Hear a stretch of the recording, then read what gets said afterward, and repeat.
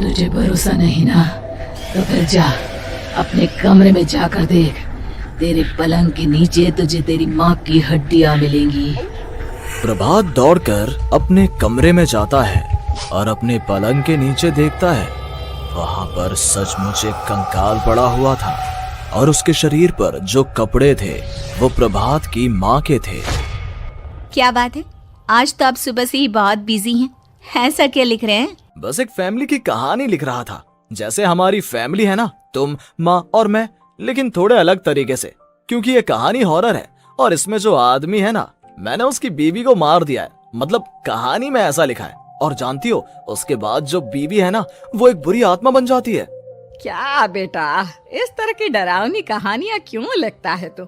जानता है ना, हम जो सोचते हैं, जो लिखते हैं, हमारा दिमाग पूरा दिन वैसा ही होता रहता है।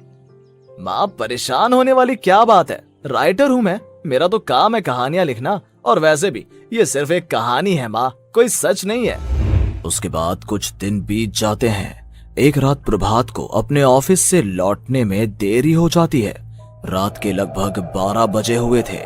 प्रभात जैसे ही अपने घर पहुंचता है, उसने देखा कि उसकी पत्नी दुर्गा डाइनिंग टेबल पर उसका इंतजार कर रही है। आ गए आप? कब से आपका इंतजार कर रही थी। देखिए ना, खाना भी ठंडा हो गया है।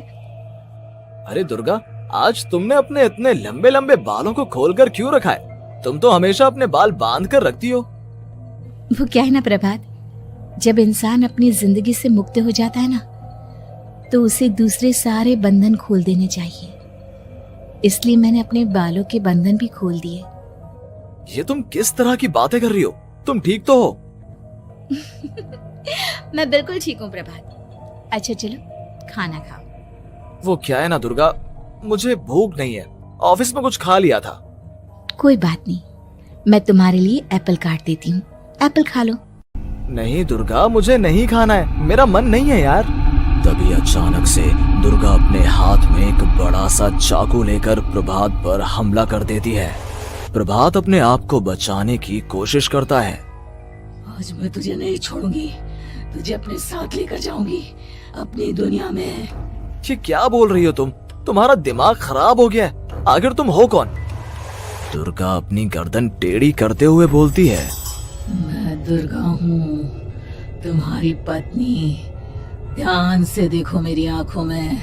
प्रभात बुरी तरह से डर जाता है और घबराहट में वो चाकू अपनी पत्नी के पेट में मार देता है। उसकी पत्नी की वहीं के वहीं मौत हो जाती है और उसकी चीख की आवाज सुनकर उर्मिला दौड़ते हुए बाहर आती है। ये तूने क्या किया प्रभात? तुमने अपनी पत्नी का खून कर दिया। लेकिन तू तो उसे बहुत प्यार करता था बेटा। तूने बहू को क्यों मार डाला? माँ, ये आपकी बहू नहीं थी, इसके अंदर कोई बुरी आत्मा घुसाई थी। मैं नहीं जानता ये सब कैसे हो गया, लेकिन वो मुझ पर हमला कर रही थी, मुझे मारने की कोशिश कर रही थी। माँ, मैंने कुछ नहीं किया। ये तूने क्या कर दिया बेटा? दुर्गा ने मुझे कहा था कि वो तेरी कहानी को उस कैरेक्टर की तरह एक्टिंग करके तुझे डराने की कोशिश करेगी। अरे वो तो तेरे साथ मजाक कर रही थी। हे भगवान, ये क्या हो गया? इसका मतलब दुर्गा। लेकिन माँ, मैंने जो कहानी लिखी थी उसमें भी ऐसा ही हुआ था। उस औरत ने अपने पति के साथ मजाक किया और गलती से उसके पति ने उसके पेट में चाकू मार दिया। मेरी कहानी सच कैसे हो सकती है?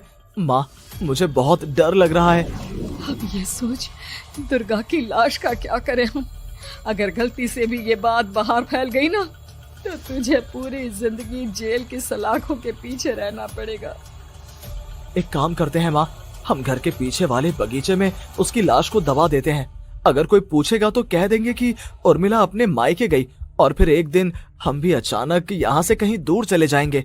कोई नहीं आएगा हमें पूछने, कोई नहीं आएगा माँ, बाद में जो होगा हम देख लेंगे। प्रभात अपनी माँ उर्मिला की मदद से दुर्गा की लाश को अपने घर के बगीचे में गाड़ देता है। कुछ दिन तो ऐसे ही बीत जाते हैं, लेकिन एक दिन अचानक रसोई से आ रही कुछ आवाजें सुनकर प्रभात की नींद खुलती है। प्रभात ने देखा कि वहां पर एक लंबे बालों वाली औरत दूसरी तरफ चेहरा करके खड़ी हुई थी। कौन है? कौन है वहां पर? अरे कौन हो तुम? मैं दुर्गा हूँ प्रभात। क्या हुआ? मुझसे इस तरह के सवाल क्यों कर रहे हो तुम? तुम दुर्गा नहीं हो सकती। दुर्गा तो प्रभात, मैं तुम्हारी पत्नी हूँ, तुम मुझे कैसे भूल सकते हो? 4 दिन के लिए मायके क्या चली गई, तुम तो मुझे भूल ही गए। अब अगली बार ना मैं कहीं नहीं जाऊंगी। पता चला तुमने तो मुझे पहचानने से ही इनकार कर दिया। नहीं, तुम दुर्गा नहीं हो सकती। तुम दुर्गा हो ही नहीं सकती। मैं जानता हूँ ये सब क्या हो रहा है। मैंने अपनी कहानी में लिखा था कि उस आदमी की पत्नी की मौत के बाद एक बुरी आत्मा उसका रूप लेकर उसके घर में आ जाती है। तुम वही हो ना? और अचानक से खूबसूरत दुर्गा का चेहरा काला पड़ जाता है।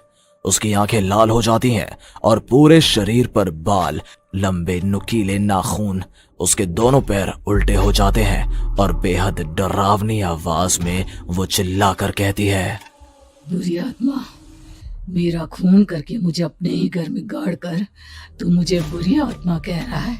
मैं तुझे छोड़ूंगी नहीं। और अचानक से प्रभात के घर में बेहद डरावनी आवाजें गूंजने लगती हैं। घर में चारों तरफ बहुत सारी बुरी आत्माएं नजर आने लगती हैं। प्रभात घबरा कर अपनी माँ को आवाज देता है, माँ कहाँ है आप? जल्दी आइए माँ, देखिए ना ये सब क्या हो रहा है। प्रभात ने देखा कि अचानक से उसकी माँ कमरे से दौड़ कर आती है। क्या हुआ प्रभात? और ये लोग कौन है? इन सब की गर्दन टेढ़ी क्यों है? इनके बाल खुले हुए। हाँ प्रभात, ये सब लोग तो मुझे मरे हुए नजर आ रहे हैं। हाँ माँ, ये सब लोग मरे हुए ही हैं और ये ठीक वैसा ही हो रहा है जैसा मेरी कहानी में हुआ था। लेकिन मेरी कहानी के हिसाब से तो आप भी। अचानक से उर्मिला का रूप बदल जाता है। वो भी एक डरावने साए की तरह बन जाती है और बेहद डरावनी आवाज में चिल्ला चिल्ला कर कहती है, मर गई तेरी माँ। जानता है, कल रात जब तू सो रहा था ना, तो मैंने उसके शरीर का सारा खून पी लिया। अब बस हड्डियां बची है उसके शरीर में। नहीं, ऐसा नहीं हो सकता, ऐसा बिल्कुल नहीं हो सकता। मेरी माँ नहीं मर सकती। तुझे भरोसा नहीं ना, तो फिर जा अपने कमरे में जाकर देख। तेरे पलंग के नीचे तुझे तेरी माँ की हड्डियां मिलेंगी।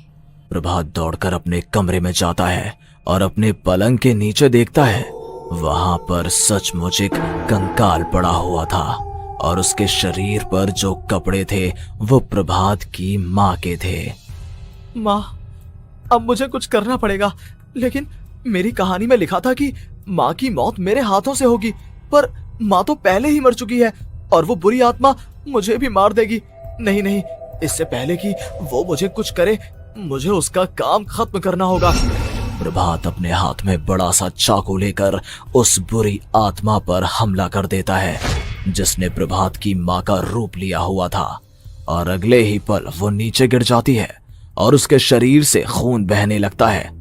ऐसा नहीं हो सकता, एक बुरी आत्मा के शरीर में तो खून होता ही नहीं है। तो क्या सच में मैंने अपनी माँ को मार दिया? लेकिन अभी कुछ देर पहले तो फिर वो कंकाल किसका है? और ये कौन है? मैं पागल हो जाऊंगा। और अपनी माँ की लाश, इसका मैं क्या करूं? लोग पूछेंगे तो मैं क्या जवाब दूंगा? तभी वहां पर दुर्गा का रूप लेकर जो आत्मा थी उसने प्रभात से कहा, गाड़ दे अपनी माँ को ले जाकर उसी जगह जहाँ तूने मेरा खून करके मुझे गाड़ दिया था। चला जा। घबराया हुआ प्रभात पागलों की तरह अपनी माँ की लाश को लेकर बगीचे में गाड़ देता है। प्रभात की हालत पागलों जैसी हो जाती है। वो अपने आप को अपने घर में बंद कर लेता है। कहानी के हिसाब से तो आगे ये हुआ था कि कहानी लिखने वाले ने उन बुरी आत्माओं से डरकर आत्महत्या कर ली थी। तो क्या मैं भी मर जाऊंगा? क्या मैं भी आत्महत्या कर लूंगा?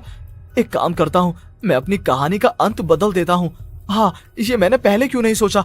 मैं लिख दूंगा कि कहानी को लिखने वाला आत्महत्या नहीं करता, बल्कि कहीं दूर जाकर नए सिरे से अपनी जिंदगी शुरू करता है। यही सोचकर प्रभात ने अपनी लिखी हुई कहानी को बाहर निकाला और उसे पढ़ना शुरू किया।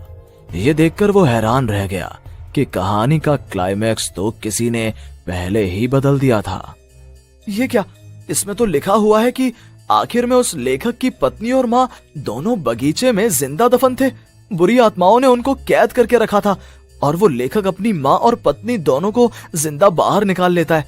लेकिन लेकिन ये सब लिख किसने दिया? प्रभात दौड़कर बगीचे में जाता है और वहां पर खुदाई करना शुरू कर देता है। प्रभात देखता है कि वहां पर लकड़ी के 2 बड़े संदूक हैं और उनके अंदर से आवाजें आ रही हैं।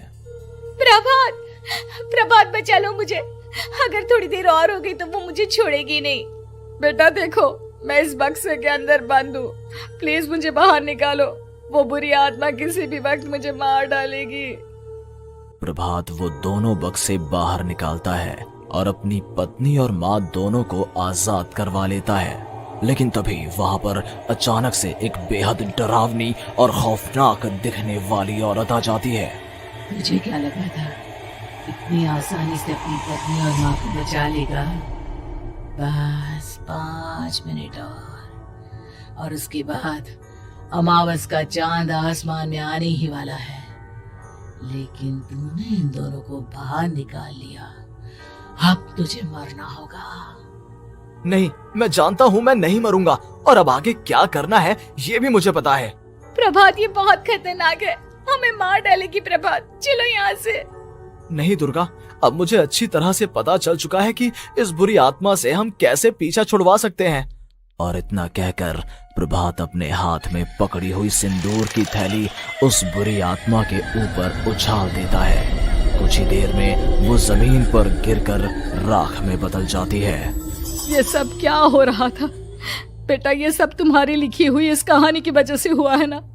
नहीं माँ, पहले मुझे भी ऐसा ही लगा, लेकिन बाद में पता चला कि बरसों पहले हमारे इस बगीचे की जमीन के अंदर किसी को जिंदा गाड़ दिया गया था और बस उसी औरत की आत्मा हमें परेशान कर रही थी। उसी ने मेरे शब्दों में जान डालकर उस कहानी को जिंदा कर दिया था। मुझे माफ कर दो प्रभात, मैंने आपकी कहानी के साथ छेड़छाड़ की थी और उसे बदल दिया था। माफी मांगने की जरूरत नहीं है दुर्गा, तुम्हारे उस बदलाव की वजह से ही आज हम सब जिंदा हैं, क्योंकि आखिर में कहानी में वो हुआ जो